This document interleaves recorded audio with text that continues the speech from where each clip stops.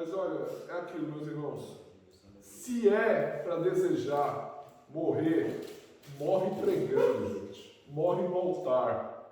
Morre como um sacrifício vivo diante de Deus. Morre. Que nem eu lembro um dia um homem de Deus. Ele ganhou almas no leito dele de hospital. Que um dia um amigo dele chegou nele e falou assim: Fulano, eu tô triste porque você está doente. Ele falou assim para ele: olha, ele era um pastor, ele falou bem assim para a pessoa: Fulano, eu estou mais triste por você estar aqui na minha frente, porque se eu morrer, eu sei para onde eu vou. E você, se você morrer, você sabe para onde você vai? Ele evangelizava as pessoas mais no leito dele de cama, ia lá visitar ele, e ali ele pregava naquele leito. Resultado, o Senhor acabou dando até mais uma chance para o pregador, ele sobreviveu. Eu conheço ele pessoalmente. Mas ele falava para as pessoas, ele falava: Fulano, eu estou mais triste por você, porque se eu morrer agora eu sei para onde eu vou. E você? Para onde você vai? Então as pessoas acabaram se convertendo ali no leito dele. E Deus, pela fé, aprovou curar ele e levar ele para mais um tempo novo. Alguém tem algum testemunho, alguma bênção para contar? Algum testemunho? Conseguiu? Até tinha que estar trabalhando, então tá ótimo, né? E já está aparecendo o chefe querendo chamar de volta, já contou para mim esse testemunho aí. Um monte de chefe querendo que ela trabalhe de volta. Está querendo que eu volte lá. Esse é o Aí, ó, tá vendo? Para quem me assiste do Brasil, o Satio é tipo de chefe. E ainda É um chefe. falou que ia aumentar salários. E ainda falou que vai aumentar o salário, tá vendo? A tia começou a profetizar sobre o salário dela, eu vou profetizar sobre o meu também. Profetiza, gente, não tem problema, a gente é filho de Deus. Hoje, eu estava conversando com a Patrícia, as pessoas elas não erram quando ela fala: o inferno é aqui. Realmente, eu concordo com você. E ainda no porvir. Sabe por quê? Porque se você aceita Jesus e reconhece e chama o céu, você pode chamar a presença de Deus na tua vida. Você já pode viver o céu, uma sombra do céu nessa terra, e aí do céu no porvir. A pessoa não está errada de certa forma quando ela diz isso. Mas você tem que falar para ela: olha, vou te contar um negócio. Além de estar sendo o inferno da sua vida aqui, cara, vai ser lá também no porvir. Você pode também chamar o céu para a tua vida, porque Jesus é o Emmanuel. Ele é o Deus conosco. Então tá bom, gente. Falei muito aí. Ó, Daniel, aplaudindo aí, né? A gente está numa série de estudo da Bíblia. A gente vai falar de Gênesis e Apocalipse. Mas eu não posso falar de Gênesis sem antes explicar a razão da nossa fé. Por que a gente crê nesse livro? Por que a gente crê nessa palavra? Só por experiência? Não, mas eu já falei que a Bíblia é uma tradição oral, não é uma coisa muito absurda. Não é absurdo isso aí, porque as pessoas decoravam os textos. Martinho Lutero sabia todos os salmos de cor, e a gente não consegue às vezes decorar o Salmo 119. Imagina ele que sabia que era monge, sabia do Salmo 1, foi monge, né? Do Salmo 1 até o Salmo 150. Imagina aqueles que decoram a Torá inteira, os 5 livros da lei. Então a tradição oral não é uma coisa tão ridícula. E aí Moisés ele registrou. Eu não vou entrar muito aqui, senão eu acabo dando spoiler. Eu acabo falando o que não é para falar ainda. Então vai vir no decorrer. E hoje a gente vai falar como o Antigo Testamento chegou na vida da gente. Como a Patrícia chegou aí, tá vendo? Como o Antigo Testamento chegou na vida da gente. Às vezes o pessoal fica naquela discussão e até fala bonito: não, a Bíblia foi compilada no Concílio de Nicéia. Olha, gente, não, a Bíblia já existia antes da própria Bíblia. Só que a pessoa não carregava, igual a gente, a Torá debaixo do braço, não carregava assim debaixo do braço, igual a gente carrega a Bíblia, né? Abre a palavra de Deus lá em Romanos, capítulo 3, verso 1 e verso 2.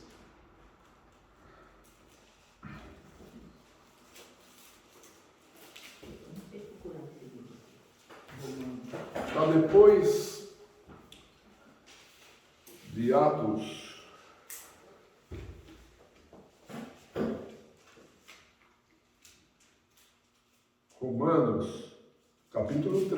verso 1 a 2. Ou seja, a Bíblia ela já existia. Então, quando a gente vai falar hoje de Antigo Testamento, basicamente a palavra de Deus já existia. Ela já existia ali. Romanos 3, de 1 a 2, diz o seguinte: qual é, pois, a vantagem do judeu? Ou qual a utilidade da circuncisão? Muita, sob todos os aspectos, principalmente porque aos judeus foram confiados os oráculos de Deus. Até aí. Pai Santo, em nome de Jesus, muito obrigado, Senhor, por esta palavra. Muito obrigado por esse culto aula. Muito obrigado, Senhor, pelo teu poder, por aquilo que o Senhor manifestou aqui hoje. E que nós sejamos cada vez mais transbordantes do Espírito Santo, Senhor. Que a gente venha entender cada vez mais sobre os oráculos de Deus, que foi realmente o Senhor confiou, foi primeiro aos judeus, e depois à sua igreja, Senhor. Que nós sejamos cada vez mais transbordantes do Espírito Santo e que seja repreendido em nome de Jesus toda ação do inimigo, toda dispersão, tudo aquilo que não te agrada, não te provém. Nós te louvamos e continuamos a prestar culto a ti em nome de Jesus. Amém. Glória a Deus. O texto acima, o texto que é mencionado aqui, ele fala realmente da promessa de Deus para o povo judeu, que embora, se você ler adiante, embora o povo não cresce, Deus, ele jamais quebraria a sua promessa. Deus jamais quebraria a sua promessa com o povo hebreu ali, o povo judeu. O povo se afastava do Senhor, mas o povo permanecia fiel. Geralmente, o pecado, ele se dá pelo afastamento de Deus. Por quê? A palavra mesmo pecado é você errar o alvo. Você acabava errando o alvo, você tira, quando você peca, quando você tropeça, você tira os olhos de Deus e bota os olhos naquilo na tentação. A palavra de Deus, ela diz que ninguém é tentado por Deus. Somos tentados pela nossa própria cobiça. Aquilo que nós cobiçamos, aquilo que nós acabamos desejando, acabamos pecando. Eu estava ouvindo outro cântico hoje, de outro artista que eu gosto, que eu não desvio do Senhor para realizar os meus sonhos. Deus, ele traz a realização de sonhos, mas às vezes a pessoa ela se perde no meio do caminho dela para ela alcançar o objetivo, para ela querer realizar o sonho dela, ela se perde. Aí você vai falar, poxa, aquilo que outrora era bom acabou ficando mal. Todos nós somos tentados a isso. Então a gente vê a história do povo de Israel. Ele se afastava muito de Deus. Só que já existia literatura, porque conforme diz aqui Romanos, foram confiados aos judeus os oráculos de Deus. O que é oráculo? O oráculo, como eu disse, muitos falam que a igreja católica, não, a gente que deu a Bíblia para vocês. Mas, se a gente analisar o texto fiel, já havia o Antigo Testamento. Já havia livros, literatura, que o povo ele usava como regra de fé, como quadro. O povo judeu ele usava aquilo para poder seguir a lei. Porém, a lei ela era tão forte, tão pesada, porque a lei ela revelava o pecado. E aí a pessoa tinha que fazer o quê? Entregar um sacrifício a Deus para que aquele pecado dela fosse expiado. Mas a lei revelava. E se trazia aquilo revelação do pecado, é porque existia. A partir do momento que a pessoa sabia que aquilo era pecado, a pessoa falava, não, tem que andar na linha. Se não existisse o cristianismo, muitas sociedades poderiam cair na barbárie. Muita gente fazia barbárie, fazia coisa... Quer queira ou não, a palavra de Deus, o cristianismo, trouxe o freio moral para as pessoas, para que elas não ultrapassassem limites. A gente vê tanta maldade no mundo. A gente vê o pessoal agindo com uma maldade muito grande. E se não é a palavra de Deus para botar um freio nela, ela acaba assim, quer queira ou não, é o consciente coletivo ali. Se a gente olhar ali, a palavra oráculo, ela significa revelar o que está oculto através de Deus ou alguma divindade. Esse é o significado da palavra oráculo. É revelar aquilo que era a palavra de Deus ou de alguma divindade. Oráculos, você já deve ter assistido diversos filmes aí. Não, vai lá consultar o oráculo, vai lá não sei o que, o oráculo trazer uma profecia dos deuses, aquela coisa de filme. Mas se a gente prestar atenção aqui, a palavra de Deus fala oráculos de Deus. Os judeus, eles foram os primeiros e receberam a palavra. Imagina, Adão falava lá para Sete, fazendo acontecer. Adão ele falava para Sete toda a história da criação. Aí Sete falava a história da criação, mas a história de Adão para a próxima geração. E vai indo, a geração vai falando. Você imagina, gente, não tinha cinema na época, não é? Como eu disse, não era absurdo. Não tinha cinema na época, não tinha televisão. Vamos decorar a Torá, vamos decorar toda a história do nosso povo. E aí, se a gente entender, já existia o Antigo Testamento. Os judeus, eles sabiam da lei, mas a própria lei não poderia salvar suas almas, pois por si só era difícil de se cumprir na sua totalidade. Por isso que o próprio Senhor Deus ele instituiu as ofertas. Não dava mais para a pessoa, ela tinha o conhecimento da lei, né, já existia, já tinha aquela tradição, o povo já estava andando ali. Por isso que eu torno a dizer, não foi a Igreja Católica que deu a Bíblia já existia antes da própria Igreja Católica, já existia ali. Eu acho que vai aparecer um monte de católico no vídeo xingando, mas eu estou explicando o texto bíblico, gente. É a Bíblia que eu estou explicando, né? E aí, se a gente for analisar, o cânon do Antigo Testamento, para quem não sabe o que é cânon, é uma palavra grega para caniço, para bastão, ou vara de medir, já estava fechado já. O cânon do Antigo Testamento já estava fechado. Vou escrever aqui, cânon. Cânon é aquela câmera.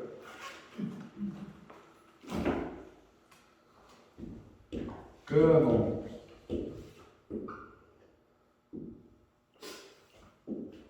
Vem de vara, régua, vara de medir. Ou seja, o pessoal já tinha ali um cânon para medir os atos e as atitudes deles. Sai da frente para ver. Então, a Bíblia, ele é o nosso livro de autoridade máxima. E quanto mais se conhece, mais intimidade se tem com o livro. Quanto mais você conhecer esse livro, Diego, quanto mais eu conhecer, quanto mais todo mundo conhecer esse livro, mais intimidade com ele você acaba tendo. Por quê? Nesse livro aqui, você, como eu já disse, você vai encontrar música, você vai encontrar orações, profecias, história, humor. Nada mais humano que a própria palavra de Deus. O Deus que se humanizou, o Deus que fala, o Deus que está falando conosco. Então, quando Deus fala, a gente se torna boca de Deus na terra. Repita comigo, eu sou boca de Deus na terra. Eu sou boca de Deus na terra. Tenho poder para abençoar. Tenho poder para abençoar. Para profetizar. Para pregar a palavra de Deus. Para gerar testemunhos. E até para fazer o sol parar. Em nome de Jesus. Se houver um propósito de Deus, você tem poder pela palavra para fazer o sol parar. Já ouviu esses testemunhos e às vezes a pessoa está precisando de um tempo, de um impossível? Eu conheci um testemunho de uma irmã que faltou a gasolina para ela no carro. Ela conta esse testemunho.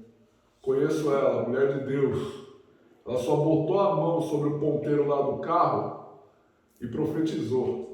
De repente ela ligou o carro, o ponteiro fez isso aqui, voltou tudo o ponteiro, como se estivesse cheio. Gente, eu sei que parece absurdo, mas eu vou ser franco. Obrigado, Cristo.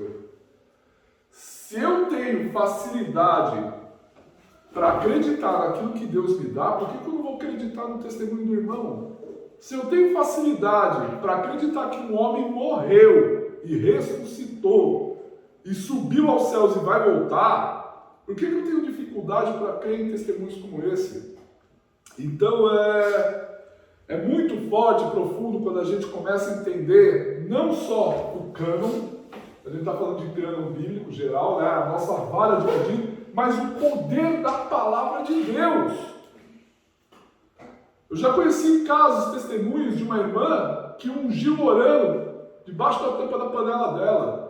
e nunca faltou comida na casa dela. Aleluia. Para você ver, gente, é o poder de Deus. Eu já vi testemunhos da África, isso aí me toca o coração, que uma irmã orando, uma irmã africana orando, Deus prometeu para ela que ela ia dar a casa que ela estava devendo aluguel para ela.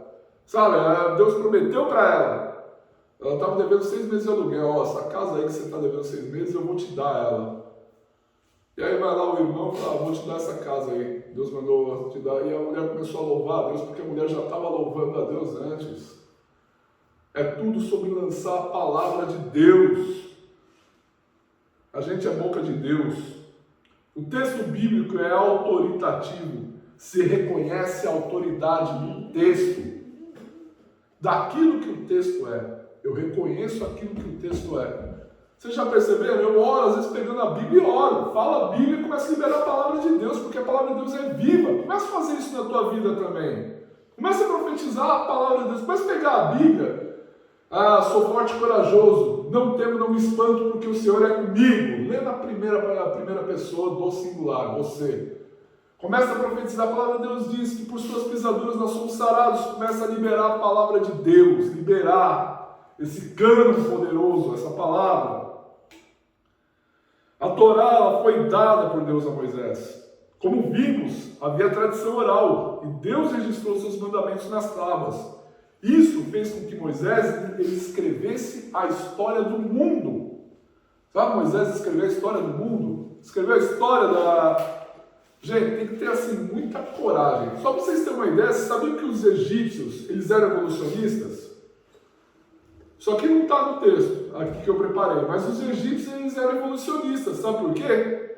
Eles acreditavam que eles evoluíram de minhoquinhas que saíram do rio Nilo e aquelas minhocas viraram pessoas. Os egípcios eram evolucionistas. Por que Moisés, Por que vocês acham que Moisés estudou nas melhores escolas egípcias, sabia ler e escrever, estudou nas melhores escolas, mas ele não creu, ele não comprou essa ideia do evolucionismo egípcio, que eram minhocas que saíram do Nilo que viraram pessoas, porque ele teve um encontro com a verdade. E quando a gente encontra a verdade, no caso de Moisés, apareceu numa sarça ardente a verdade para ele, a verdade às vezes pode estar na próxima esquina, é Deus ali pronto para falar com você. É Deus pronto, às vezes a verdade pode aparecer para você lá no teu quarto quando você está orando. Aquela sarça ardente apareceu para Moisés. E a partir dali falou assim, imagina, a gente tem que imaginar um pouco, imaginar, não, realmente, o meu povo diz que Deus criou o homem, do pó da areia e soprou das suas narinas vida, e tirou uma mulher da sua costela. Realmente, os homens não eram minhocas que saíram do Nilo e cresceram. Moisés teve um encontro com a verdade. Hoje a gente vê muito crente tendo dificuldade com a verdade. Porque geralmente o mundo apresenta argumentos convincentes. Se ele pegar cientistas cristãos, se ele pegar homens de Deus bem estudados, ele vai ver, não, a nossa fé também tem argumentos convincentes. Às vezes os jovens eles têm uma dificuldade, eu acho que eu falo no nível Brasil, eu não sei tanto aqui no Japão, mas os jovens têm os pais têm uma dificuldade, ou às vezes até mesmo a igreja tem uma dificuldade de preparar os filhos para a faculdade. Porque quando os filhos vão para a faculdade, lá eles vão receber todas as diversas informações. E aí eles acabam conhecendo a loira do bar, que é a cerveja, e o barbudão da faculdade, que é o Karl Marx, né? Eles começam já a viajar. Eu fiz uma piada, mas essa piada é acadêmica demais, né? A loira do bar e o barbudão da faculdade. Começa a crescer tudo isso. A loira do bar é uma cerveja, viu, gente? Vou explicar a piada, porque ela não pegou, não foi boa. Fazer igual minha sogra, para de cantar, só prega. Minha sogra fala disso aí pra mim, e ela vai assistir isso aí. E eu falo, não, para de fazer piada também, só prega, você não é engraçado. Uma coisa que era interessante da Torá, a gente sabe que a revelação de Deus é progressiva, do Antigo Testamento. Como que os profetas acabaram entrando? Os profetas, eles estudavam a Torá, eles estudavam os 5 primeiros livros da Bíblia, chamado pelos judeus de Torá. Nós, crentes, Pentateuco. Eles estudavam, eles olhavam, eles estudavam na escola de profetas, eles olhavam a situação que Israel estava se enfiando, batia com e já sabia que aquilo ali ia dar ruim. Ó, que está dizendo isso, te propõe 2 caminhos, propõe a vida.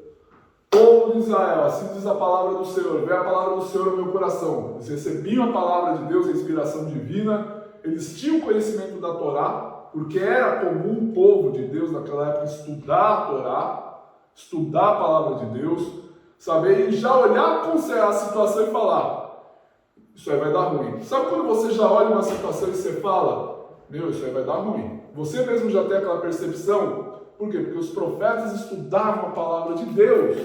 Quando você estuda a palavra de Deus, você sabe que vai dar ruim em algumas situações. Você olha ali e você fala, aquilo ali vai dar ruim. Aquilo ali não vai dar certo. Porque a palavra de Deus diz uma coisa, a pessoa está indo por outro caminho. E a pessoa se quebra. Às vezes a gente sente aquele martelar de Deus quando a gente está indo por um mau caminho. Mas às vezes a gente não quer obedecer a palavra de Deus e a gente se quebra, porque a gente não obedece esse cânon, essa regra de fé que é a Bíblia. Aleluia! Como eu disse, a revelação é progressiva. E eu já falei, a palavra kena de uso cristão, palavra grega, caniço, vara de medir, régua, padrão, norma. Gálatas 6,16, onde aparece a palavra cânon. E a todos quanto andarem de conformidade com esta regra, cânon, paz e misericórdia sejam sobre eles e sobre o Israel de Deus. Gálatas 6,16. E a todos aqueles quanto andarem de conformidade com esta regra, cânon, paz e misericórdia sejam sobre eles e sobre o Israel de Deus. Repitam comigo, eu quero andar em paz e misericórdia. Quero andar em paz e misericórdia. Essa regra da palavra de Deus Está sobre a minha vida. Está sobre a minha Eu sou o Israel de Deus. Eu sou Israel de Deus. Os judeus, eles tinham uma forma muito característica de praticar sua identidade em relação aos povos que o cercavam. A Torá era um tipo de quadra, né? Que o povo de Israel construía sua vida e mais tarde, que a história de Israel foi lá, foi aparecendo os profetas. Ele está falando até de Torá ainda. Aí começa a entrar os profetas começam a escrever inspirados por Deus. Começaram a ter profecia messiânica, começaram a lançar a palavra de Deus, começou a ser adotado com a palavra de Deus. Agora, como que se fechou esse cânon, a necessidade de se fechar o Antigo Testamento? Essa aí é bônus, hein? Eu acho que nenhum curso de teologia deu ainda, hein? Isso aí é uma faixinha bônus. Cursinho, lógico, de igreja. Você acha que seita e heresia é uma coisa do pós-cristianismo? Não. Não é uma coisa pós-cristianismo, seitas e heresias. Não é. Naquela época, havia uma comunidade no período interbíblico chamada Qumran, que julgava que Israel estava se tornando uma nova Grécia, uma nova Helena, um novo helenismo, uma nova Roma, né? E eles foram para o deserto. Sabe aquele negócio dos manuscritos, do Mar Morto? Então eles foram para aquela região, uma comunidade Qumran. Eles foram, além da Torá, os profetas, os salmos, eles também tinham entre eles o livro de Enoque. Eles tinham aí começam a vir as literaturas apócrifas, ou pseudepígrafes, ou deuterocanônicos. Não são eram falsos canônicos. E aí o que acontece? Corria literaturas no meio desse povo de Qumran, além da palavra de Deus. Corria outras literaturas. Tudo para o quê? Para atacar Jerusalém. O que Jerusalém fez? Teve uma necessidade então de fechar a lei. E os profetas. Eles olharam assim, olha, está rolando muita literatura que não tem nada a ver com a palavra de Deus. Aí tem os acréscimos de Daniel, que é Bel e o Dragão, tem os acréscimos de Esther, Tem Eclesiástico, que eu vou falar até um pouco desses livros apócrifos que surgiram ali. Esse povo já começava a gerar uma outra literatura ali, correr uma literatura ali. E aí o povo, o pessoal de Jerusalém, o pessoal que já estava mais nas escolas rabínicas, né, olharam assim, olha, a gente precisa fechar. Eles fecharam o cânon, eles fecharam de Gênesis até Malaquias, fecharam todos os livros do Antigo Testamento. Para quê? Para que aquela literatura que estava rolando entre aquele povo, aquela comunidade de Curã, não pegasse, não entrasse também no meio de Jerusalém. A ponto da pessoa falar, tem aqui uma literatura e olhar, olha, não tem nada a ver isso aqui. O que está valendo aqui é Gênesis até Malaquias. O próprio povo de Israel teve que fechar, porque esse pessoal da comunidade Curã já estava criando literatura deles. E aí eu falei, não, vamos fechar o cânon. Ou seja, sempre heresia já não é uma coisa de hoje, já era uma coisa daquela época já. O pessoal não concorda, sempre nasce do não concordo, sempre. Ah, não concordo não disso aí que está escrito nada, sempre nasce. É a pessoa dar aquela interpretação doida dela. Vocês lembram daquele negócio daquele pastor que por causa de uma vírgula ele pegou a mulher do amigo, virou até mesmo na internet? Adultério, né? Do adultério. Ele falou assim, ó, tá aqui escrito na Bíblia, tava um repórter.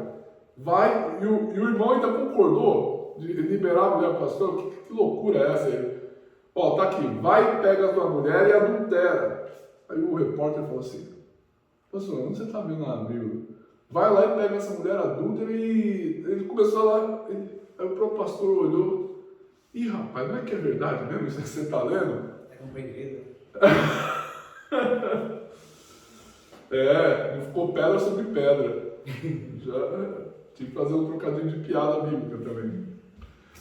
E aí você começa a ver que às vezes a pessoa entra no não concorda e começa a surgir certas heresias. Então essa comunidade de Curã, os livros apócrifos começaram a circular entre eles. Ascensão de Moisés, alguns livros ali até surgiram depois, como 2ª Esdras e 3ª Esdras, surgiram depois ainda do Novo Testamento. Então para você ver como que eram os livros. Então a igreja precisou, os judeus, Jerusalém precisou fechar o cânon do Antigo Testamento. E a gente vai finalizar ainda sobre a Bíblia, na próxima reunião, falar do Novo Testamento. Aí acabou, aí a gente vai para a Bíblia inteira, vai que vai embalar.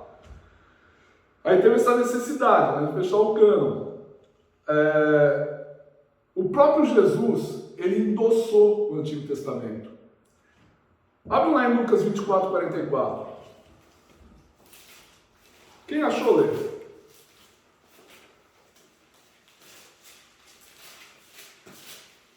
O próprio Jesus endossou o Antigo Testamento. Quem achou, lê aí? E disse-lhes, são essas as palavras que vos disse, estando ainda convosco. Convinha que se cumprisse tudo o que de mim estava escrito na lei de Moisés, e nos profetas, e nos salmos. O próprio Jesus convinha-se tudo o que tinha para se falar de mim estava na lei de Moisés, nos profetas e nos salmos. O próprio Senhor Jesus fechou ali o Antigo Testamento. O próprio Senhor Jesus, ele disse isso. Como eu disse, os livros apócrifos, né, falando até um pouquinho deles, eles mostravam a ideia de que esmolas, né, só para você ter uma ideia de como eram os livros apócrifos, eu já li alguns. Eles mostravam a ideia de que a esmola estava acima do sacrifício. Eles mostravam as ideias. Eles tinham fábulas, em alguns casos simpatias. Eu estou tentando lembrar qual livro que eu li, apócrifo, agora não me vem na cabeça. Eu acho que... bom, não lembro. Mas o livro falava ali, se dava uma simpatia que para você expulsar um demônio, você tinha que abrir um peixe e fazer lá um ritual ali, que o próprio demônio não ia aguentar o cheiro do peixe e sair correndo. Eu já li esse livro apócrifo já. Então assim, ele trazia muitas fábulas. Outro dia eu vi uma menina na internet, infelizmente acabou não dando certo para ela, né? Acabou se afastando de Deus. Ela estava querendo dar estudo bíblico usando o livro de Eclesiástico. O livro de Eclesiástico, se você ler, ele aparentemente tem uma sabedoria, porque ele fala muito de esmola, mas a esmola sobrepondo aquilo que era o sacrifício. E até os próprios rabinos falavam, não, isso aí não tem nada a ver. Se você pecou, você tem que apresentar o sacrifício a Deus. Tem que ir lá oferecer uma oferta pela culpa, oferecer uma oferta pelo pecado, enfim. Tinha uma coisa lógica. E outros, se você pegar também esses textos, eles acabavam, às vezes, se contradizendo um com o outro. Aquilo que muitas vezes o pessoal fala, a Bíblia contradiz. Não, a Bíblia não contradiz. Isso, dentro do estudo bíblico, se chama aparente contradição. Não é uma contradição, é um complemento. A Bíblia se complementa. Para ter uma ideia, repara que nenhum texto se sobrepõe ao outro. Ele complementa o outro. Nenhum livro é maior que o outro. É a palavra de Deus por igual. Por isso que no cânon, os livros apócrifos são rejeitados. Só para você ter uma ideia, esses livros eles tinham apenas assim, o interesse de você conhecer o lado histórico de Israel, o fervilhar político, né? Por exemplo, o surgimento dos saduceus e dos fariseus veio através do estudo de primeiro Macabeus e segundo Macabeus. Eu li esses livros também. É uma ideia daquilo que o Messias era um líder político, o Messias era um líder guerreiro que ia expulsar os opressores do povo.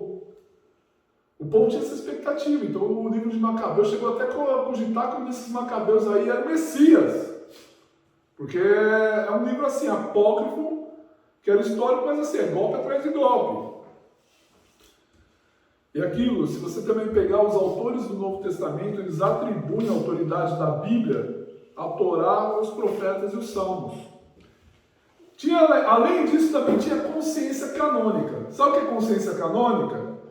Às vezes é aquilo que eu te falei, o povo não existia uma Torá para a pessoa andar para casa, debaixo do braço, levar. Não, mas tinha, como a gente disse, tinha tradição oral. Então o próprio povo já conhecia conscientemente. É simples, né? Você já vê assim, até por consciência de vocês falarem, isso aí não é de Deus não. Vocês já falaram isso, vai? Esse negócio aí não é de Deus. Lembra da piadinha? Esse salame é de Deus? Esse salame é de Deus. Isso aí, não, é do diabo. Aquela piadinha lá. A gente já tinha o próprio povo de Israel ali já tinha uma consciência do que era de Deus. Já tinha. Também era o famoso assim, consciência canônica. Eu estou tentando assim, é um consciente coletivo. Então aquele próprio pessoal já tinha uma ideia. Isso eu me lembro até o Salmo 119, 11. Guardei no coração a tua palavra para não pecar contra ti. Hebreus 8:10. Ora, este é o pacto que farei com a casa de Israel. Depois daqueles dias, diz o Senhor, porei as minhas leis no seu entendimento e em seu coração as escreverei. Eu serei o seu Deus e eles serão o meu povo. Para você ver, Deus ele coloca até no nosso consciente aquilo que é dele e aquilo que não é. Você sente paz é de Deus, não sente paz não é. Deus coloca no teu consciente. Agora, uma aplicabilidade de culto. Sabe a aplicabilidade de culto? Para a gente não perder esse momento de culto. Você tem sido um oráculo de Deus? Uma coisa para meditar. Eu tenho sido um oráculo de Deus no meu trabalho, na minha vida. Que tipo de oráculo de Deus eu estou sendo? Eu estou anunciando o reino de Deus? Eu estou ao menos dando testemunho? Esses dias eu escutei realmente uma música, que é aquilo, a gente se torna aquilo que a gente louva. O que eu tenho anunciado? Eu tenho anunciado murmuração, tenho anunciado fofoca, tenho anunciado palavras torpes. O que eu tenho anunciado diante de Deus? Anunciado essa palavra? Ou eu tenho anunciado o Evangelho de Jesus? Ou eu sou um crente meia boca, eu anuncio o Evangelho, sou crente, aleluia, glória a Deus, mas eu sou um boca suja. Eu estou no meio do pessoal ali, falando o que não se deve, estou fazendo fofoca, tô alimentando, tô falando safadeza. Sabe aquelas meninas lá de Facebook que coloca foto de biquíni com o bumbum pra cima e bota um salmo em cima, ainda coloca um salmo, o Senhor é meu pastor, nada me faltará. Tipo, aonde abundou o pecado, superabundou a graça, só de biquíni, assim, só trocadilho com abundância. Então, assim, como que está sendo a forma que a gente está anunciando o Evangelho de Jesus? A gente tem envergonhado Deus? Eu me lembro que um dia no Facebook teve uma campanha para os crentes que eu achava legal, eu achei legalzinho. O pessoal gravava um vídeo e marcava os amigos desafiando, que era o tema Eu não me envergonho do Evangelho.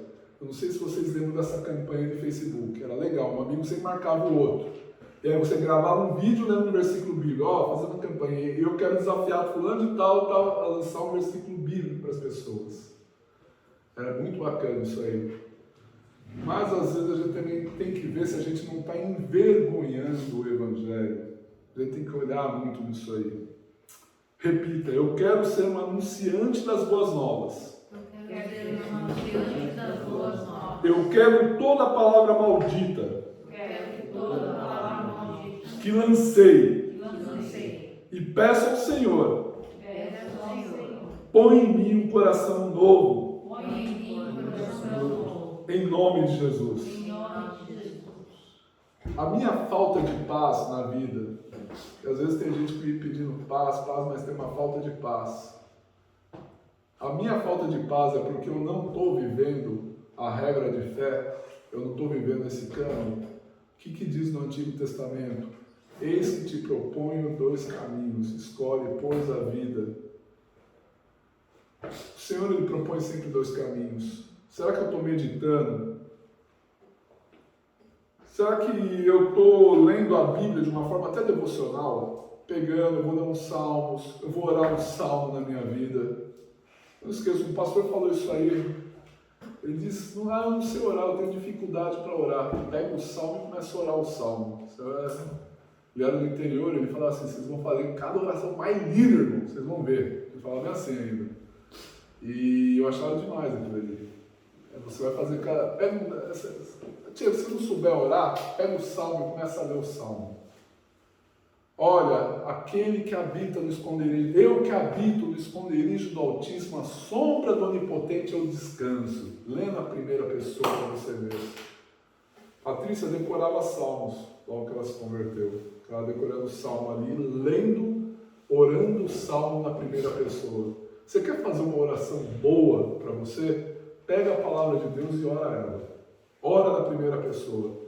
O Senhor me propõe 2 caminhos. Eu escolho a vida. Olha que oração maravilhosa que você vai fazer diante de Deus. Aí você começa a ler a promessa de Deus para você. Você sabe por que eu peço sempre para repetir em culto? Eu sempre peço, repita comigo. Não só por causa do poder da palavra. Não só por causa disso. Mas... porque pela graça, para a glória de Deus, o meu curso de diaconato na igreja, eu queria ter feito intercessão e batalha espiritual, mas eu aprovei para mim fazer aconselhamento e cura interior e libertação.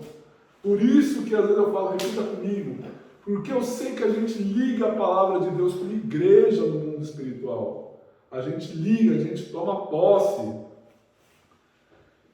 E é por isso, às vezes eu quero ver realmente cada vez mais a gente parecido com Cristo, cada vez mais a gente liberto, cada vez mais a gente transformado. Então, para encerrar, repita comigo, a palavra de Deus testifica Jesus. Eu creio em Jesus. Eu rejeito o pecado. Eu quero andar com Deus.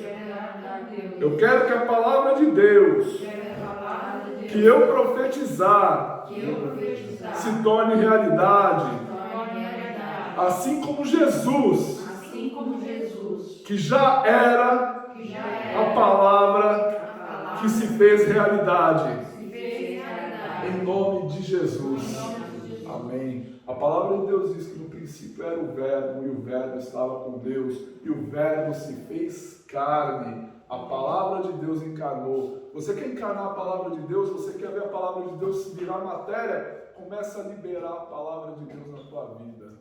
Amém? Vamos orar. Vamos ficar de pé, orar.